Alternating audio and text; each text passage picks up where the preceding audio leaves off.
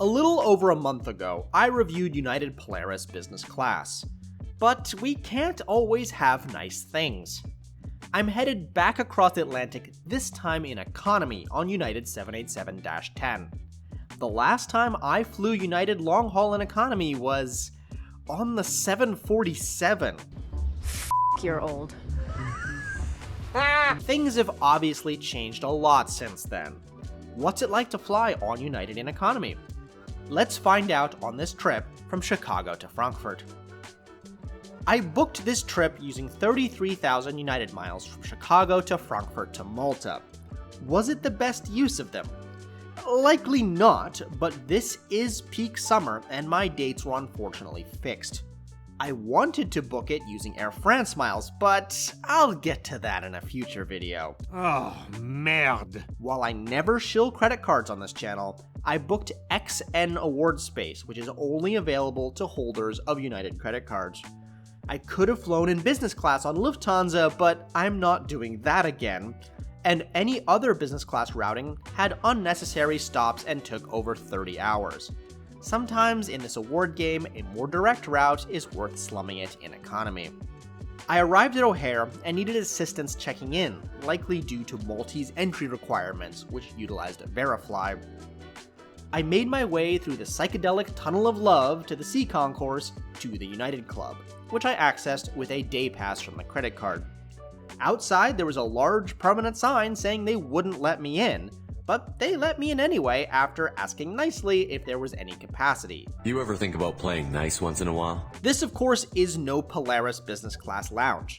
It was fairly crowded, with basic sandwiches and well drinks. At least there was a Coke Freestyle machine. Still, you know you've made it in life when you can drink wine and eat brownies without paying for an annual membership, which I definitely wouldn't do. My ride today was a 787-10 with 44 Polaris seats, 21 Premium Plus, and 253 Economy. When I picked my seat, I had a whole row to myself, but sadly I couldn't have a repeat of some of my prior flights on Qantas and American. When I arrived, they were doing a tire change on the right main gear. The gate area had been redone and looked quite nice with varied seating, so much better than it looked in 2019.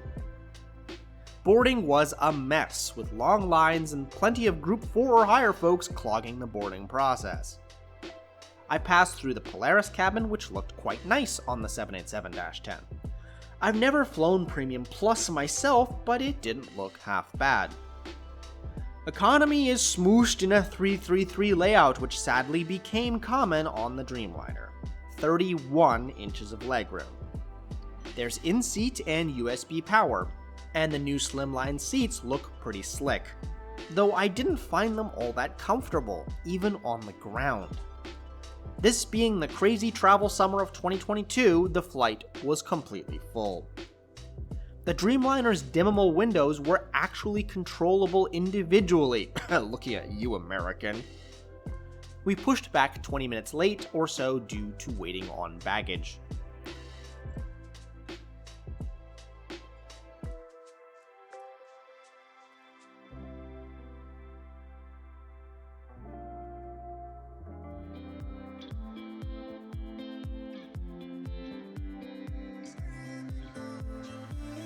Flying time was 7 hours and 55 minutes at 37,000 feet.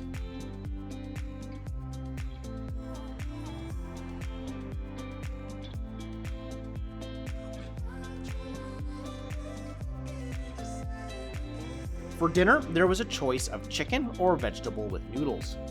I got the chicken with tomato, corn, bean, and cheese, which tasted pretty good and was served over quinoa. The barley salad was alright, while the freeze-dried bananas covered in chocolate were solid.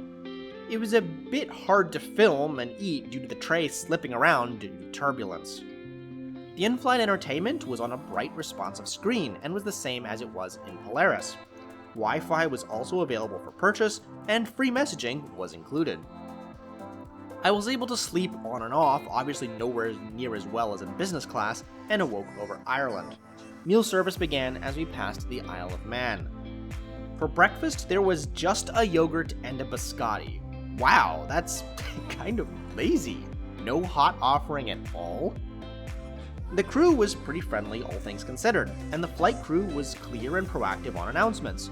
Both the primary and relief captains were also women, so that's worth including.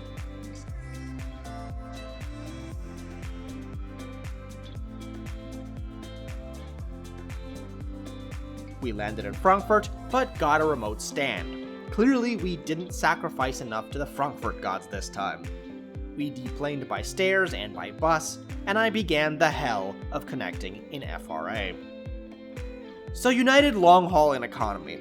Honestly, it was perfectly fine. The entertainment and connectivity was good, the food edible, and the 787 is always great to fly on. It's honestly pretty interchangeable with American. United has begun a massive PR campaign to brand themselves as a force for good. I don't think we're there yet, but hopefully United will keep improving the customer experience. Thanks for watching. If you like this video, click that button and please subscribe for many more flight reviews to come. I'll see you next time for Lufthansa A321 in economy, a tiny island in the middle of it all.